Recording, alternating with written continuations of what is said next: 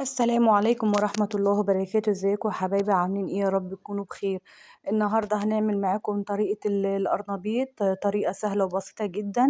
ويا رب لو الفيديو عجبكم لايك واشتراك للقناة. وتعالوا معايا كده على أول حاجة هنعملها. طبعا معانا زهرة القرنبيط ديت، هنبدأ نقطعها قطع صغيرة على حسب الحجم اللي انت عايزاه. انا بقطعها قطع صغيرة خالص.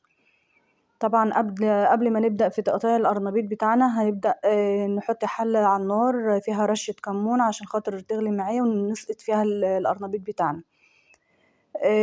دلوقتي القرنبيط ما شاء الله رخيص جدا في السوق، وحاجة كده أكلة شتوية وجميلة، ومع ليمون مخلل بتمشي، مع سلطة بتمشي.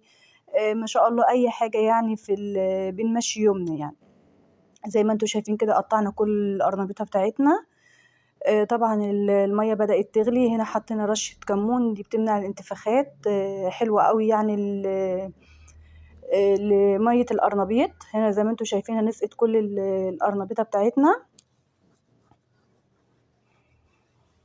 بتاخد معايا من 10 دقايق لربع ساعة بالكتير. نختبرها كده نشوفها استوت والّا لأ، عشان ما تتهريش معانا، عشان لسه هتكمل سواها في الزيت.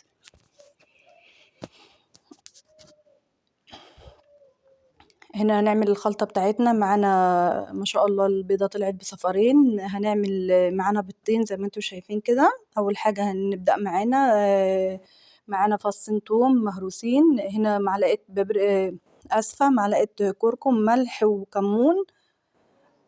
طبعا معانا ربطة بقدونس وكزبرة. أنا ما بحطش شبت، هنا البقدونس والكزبرة. هنبدأ نخلط كل المكونات مع بعض. بعد كده هنروح رشة كربونات، ودي جميلة قوي، بتدي القرنبيط بتاعنا بتخليه هش وجميل. معلقتين نشا معانا.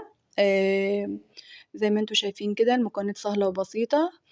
طبعا هنخلط هنا معانا كوباية لبن. حابة تحطي لبن ماشي، حابة تحطي مية ماشي. أنا هنا بضيف عليها، هي ما أخدتش كوباية، هي أخدت كوبايتين. هنا بس بابدأ أخلط المكونات مع بعض، وبعد كده هازود اللبن معايا. طبعًا الدقيق معايا على حسب ما تتلم معاكِ، يعني مش عايزاها قوامها خفيف ولا تقيلة، هي القوام يبقى مضبوط على حسب ما تلم معايا. زي ما أنتم شايفين أهوّة، أنا مش هاقول مقدار معين، على حسب ما بتلم. الكركم بيديها لون جميل جدًا يا جماعة، وما شاء الله حلو أوي، طعمه ما بيبانش في الأكل، بس هو مفيد جدًا وحلو جدًا، بيدخل في أكلات كتير زي ما أنتم شايفين كده. هنبدأ طبعًا الطاسة بتاعتنا على البوتاجاز، فيها نار، فيها زيت غزير. لازم يبقى الزيت كتير عشان خاطر يدّي معايا القرنبيطة ياخد معايا شكل ولون جميل كده. ما شاء الله هيطلع لونه كريسبي وجميل ومستوي. هاوريكم شكله النهائي.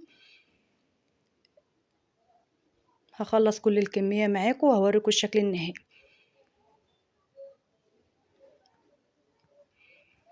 هنبدأ نقلّب في القرنبيط بتاعنا. ما شاء الله تحفة، تحفة بألف هنا للي أكل منه، وكريسبي ولونه جميل ومقرمش لحد آخر واحدة معاكِ. هنبدأ نصفّي الزيت بتاعنا من البواقي اللي فيه، وبعد كده نحط الرصة الجديدة أو نخلّص كل الكمية معاكم. هانضّف بس البواقي ديّة. طريقته سهلة وبسيطة، وأحلى حاجة فيه إن هو بييجي في الشتا. أكلة مغذية جدًا، للأطفال بيحبوها. وحاجة بسيطة وسهلة وتغيير في نوعية الأكل.